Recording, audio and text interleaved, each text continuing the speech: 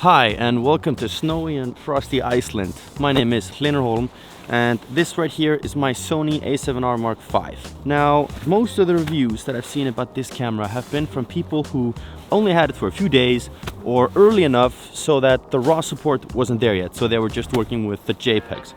Now, I wanted to give it a little review and a little overview from the perspective of somebody who's been using this as their primary photo camera and secondary video camera for around a month now.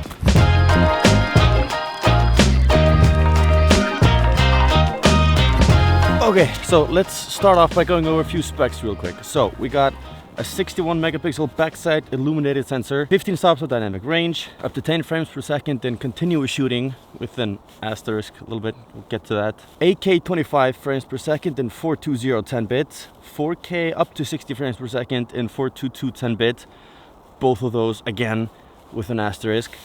Improved menu system, 8 times faster processor and a new AI processing unit, as Sony is calling it. Connectivity across the board is improved, both wired and wireless, and all of this in the same body as the a7 IV. Now, while this is a fantastic photo camera, there are a lot of asterisks surrounding its video capabilities, and they really bother me and make me want to rethink if I would ever use this as my main video camera. First things first, let's talk about the screen in this camera. It's the feature that's grabbed all the headlines, it's the feature that everybody's been talking about, and of course, this screen is fantastic. Now, I had the a7R III, and that was my daily photo camera for like 3 years, and the screen always bothered me, and the viewfinder always bothered me. They were low resolution, the colors were awful, the contrast was awful, it was both too bright and too dark at the same time. It was just completely crap. And I shoot vertically most of the time, so the tilt screen was practically useless for me. And then I got the a7S III, and it was way better. The flippy screen was way better, and the viewfinder was way better.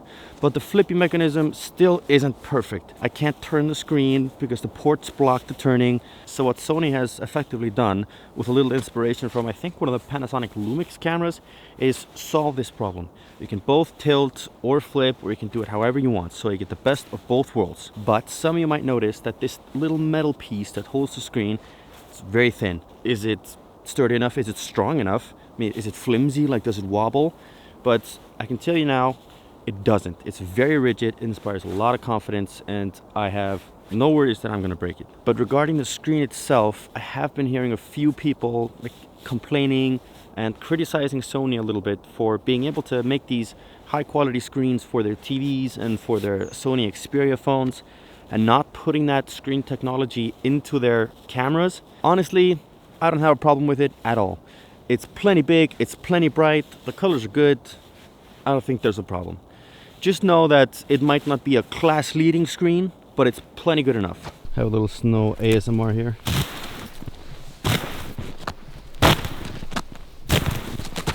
Now, another thing that's gotten a big upgrade is the IBIS, the in-body image stabilization. It's now up to 8 stops of image stabilization in the body.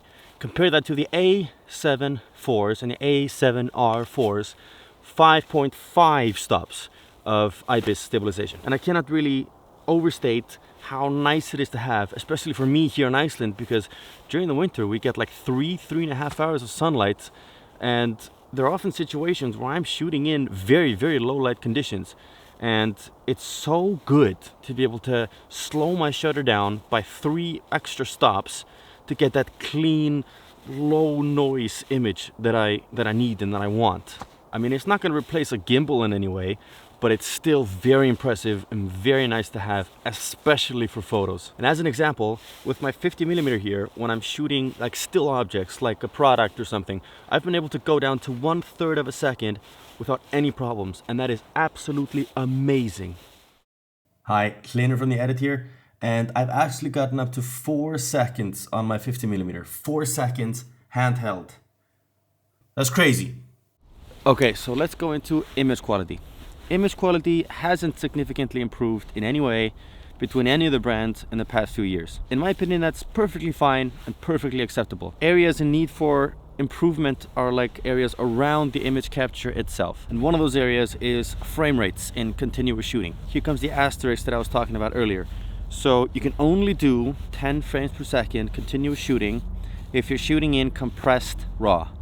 If you want to shoot uncompressed RAW, you're limited to 7 frames per second. That's not very fast. The Sony A1 can do 30 frames per second, and the Canon R5, which is actually one of the main competitors of the Sony a7RV, can do 20 frames per second. I'm not a sports photographer, so it doesn't really affect me that much, but I still don't understand why Sony couldn't improve the frame rate just a little bit. You have the right speed for it, you have the technology for it. The A1 can do 30 frames per second. I don't know, maybe they didn't want to step on the toes of the A1 or something, but they could have improved it at least a little bit, instead of sticking us with the same 10 frames we've had for a few years now. But on the other hand, one very nice improvement that is amazing to have is the variety of formats available to shoot in, and the ability to kind of mix and match them as you want. You got compressed RAW, you got uncompressed RAW, you got 3 different sizes of lossless compressed RAW. So I could be taking full uncompressed RAW straight into the camera at around 125 megabytes per file, but also be shooting small JPEGs that I could either be wirelessly sending to my computer if I'm tethered, or I could put onto my phone and post into my stories if I take a photo that I like. And that's very useful and very, very nice. But really, there's nothing left to say about the image quality from this camera. Sony has been delivering world-class images for years now, and this camera is absolutely no different, and frankly, you wouldn't really expect anything else from Sony. Okay, but what about the video? For me, the video specifications were the most important thing about the a7R5, because a few months ago I needed to buy a second video camera. I had my a7R3 and my a7S3, and just a few days before I was going to buy the a7 IV, this camera was announced, and that was absolutely perfect for me. I could upgrade my a7R3 while at the same time getting a secondary video camera that I could use to shoot with my a7S3. Perfect. The a7R5 can now shoot in 4K 422 10-bit, just like the a7S3, but also 8K. But I wouldn't say the 8K is very useful at all. I would even go so far as to call it a gimmick. It crops in 1.2 times, and it has severe rolling shutter, and it's also 420 10-bit. I mean, personally, I wouldn't use it, but I think there's some people out there that might find it useful. It can also do 4K 60, but that also crops into 1.2 times. One thing that I noticed about the a7R5 is that I didn't see it talked about anywhere that it was dual ISO. I didn't find anything about it being dual ISO. I didn't see anything about it. But when I was testing, I found that there was a significant drop-off in noise at ISO 2500. So I think that it's dual ISO, both 800 and 2500. But here we have the other asterisk that I was talking about in the beginning. It's the fact that even though the 4K 24, 25, 30 is 422 10-bit and the colors match the a7S and the a7 IV, it's the fact that the video that comes out of the a7R5 is considerably more noisy at base ISO than the a7S and the a7 IV. I mean, it's completely usable and pretty easily fixable with the DaVinci Resolve noise reduction sliders. It's still not good enough.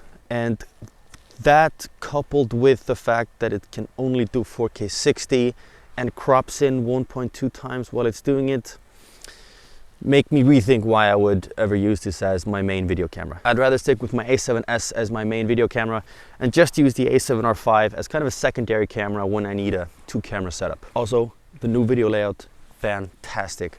Sony, please send out a firmware update with this layout to my a7S. I beg of you. But now we've arrived at the main feature of the a7R5, the main focal point, if you will. And it is the new autofocus system in this camera. Inside the a7R5, Sony has put what they call the AI processing unit. And that handles AI-based image and subject recognition, and it can detect subjects such as humans, animals, cars, planes, insects, and trains.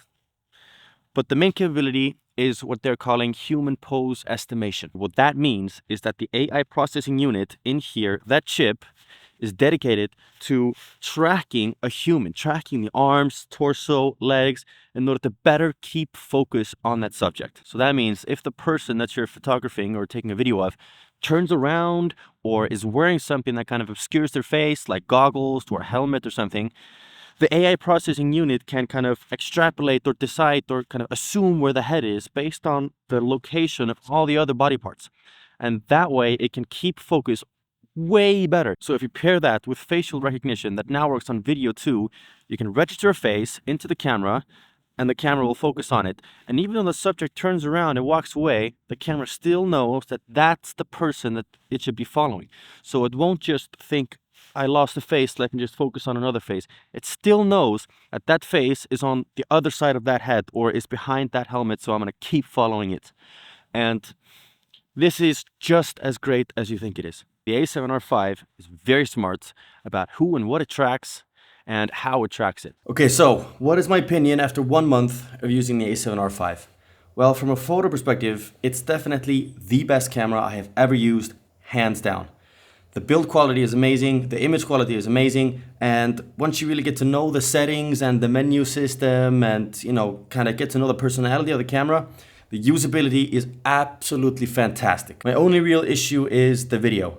Yeah, I think the autofocus is amazing, and I do hope they put it into the A7S4 if it ever comes out in the next decade.